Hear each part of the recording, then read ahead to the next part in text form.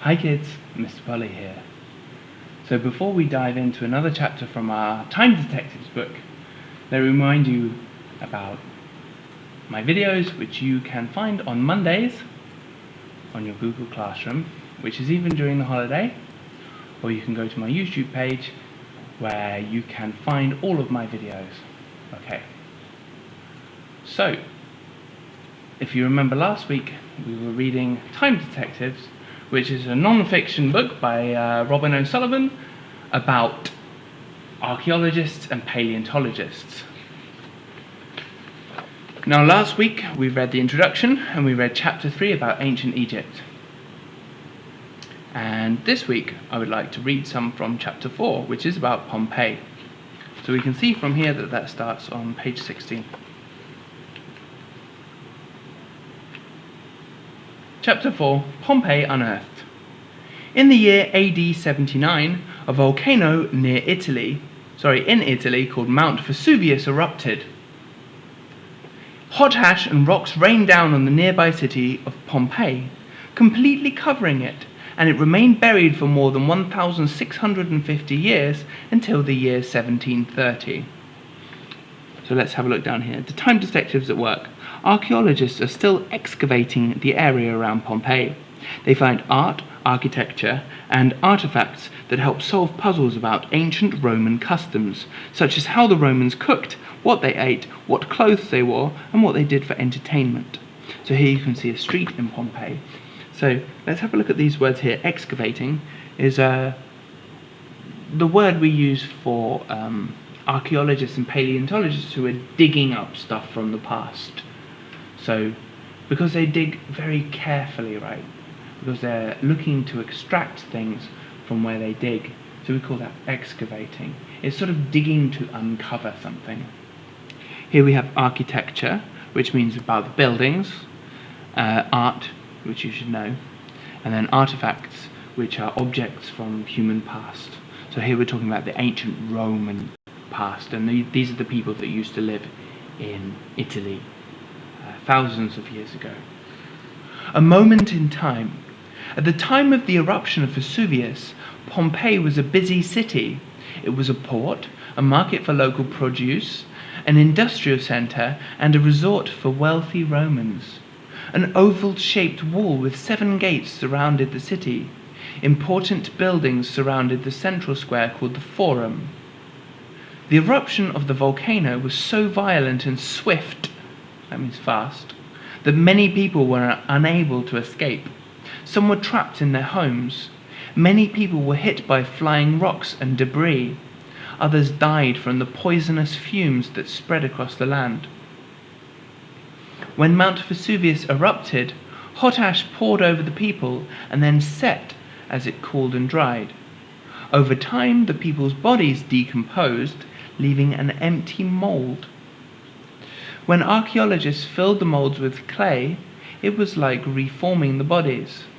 The archaeologists could see what the people looked like, the clothes they were wearing, and the expressions on their faces when they dried.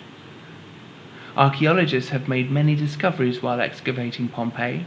The ruins, artifacts, and fossils show how people lived.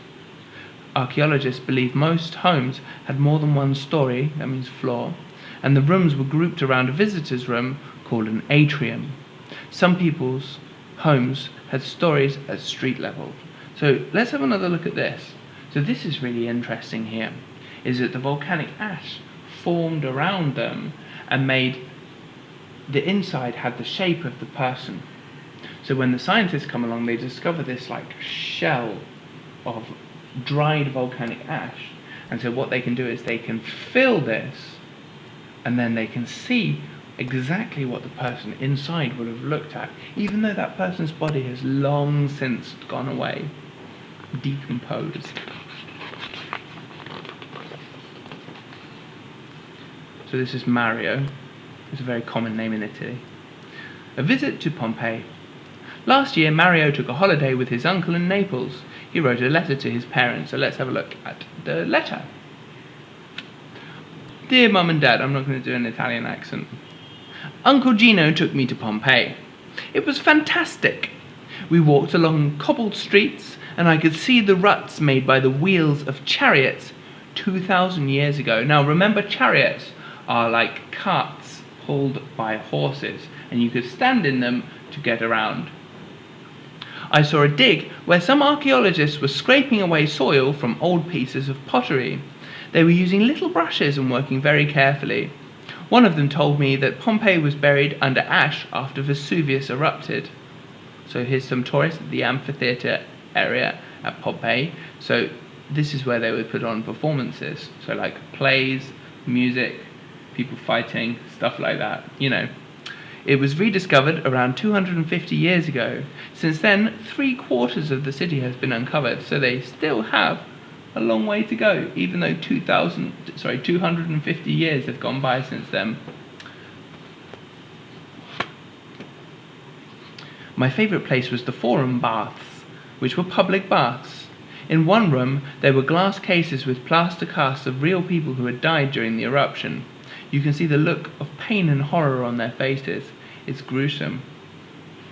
The gladiator cells near the theatre are gruesome too. Gladiators were slaves and prisoners of war who had to entertain the people by fighting each other until one of them died. Some of the gladiators were really popular, just like sports stars. Later in the day, I saw the remains of a food store that sold fast food. I wonder if they sold pizza. There was a bakery too. It was amazing that some things are still the same today as they were so long ago. See you soon, love, Mario. So here we can see some of the casts of the people. Now you can see they're all fallen down like this, because this is exactly what they were doing when the ash from the volcano covered them up.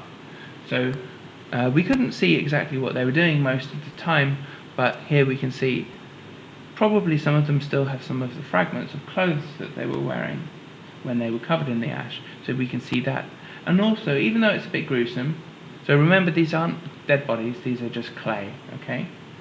So, but we can also see from the outline of, like, you know, how healthy, muscular they were. We can get some idea of the diet. Some of them, even when they open their mouths going, ah, you can see their teeth, which gives some scientists, specialist scientists, a very good idea of the kind of food they ate as well. So all of these little things are clues to how these people lived in the past. Pompeii then and now. The illustrations show a bakery, a food store, and the Forum baths as they would have looked before the volcanic eruption of Mount Vesuvius. The photographs show how they look now, almost 2,000 years after the buildings were covered in hot ash from the volcano. So let's have a look, shall we? We've got then along the top, which has some like cartoon drawings of various things in old Pompeii, and then down here we've got a picture of how they look now after more than 2,000 years. Okay, so this one has got an arrow here showing that it's referring to this pair of pictures. The remains of this Roman bakery show the wood-fired oven and the millstones that were used to make flour.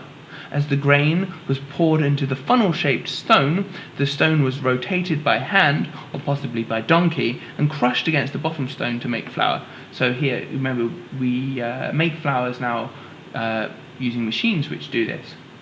But these, which are also machines, but not electric or mechanical ones, these are just performed by people, right? So they're crushing the seeds into flour, so the wheat and barley and things. And then here is an oven here where what they would do is bake the bread.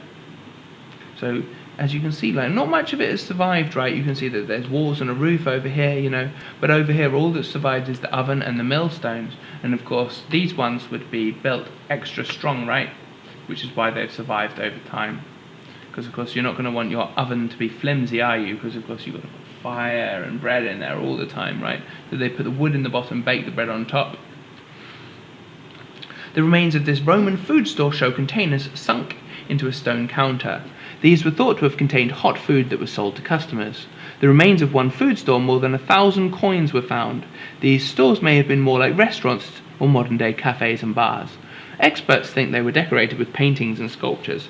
So you can see here these little pots here which would have, or these holes which I presume they wouldn't have put the food in there directly. I presume they would have put pots in there. And maybe, from what I can see up here, maybe they would have had hot water underneath them to keep keep the food warm? I'm not sure.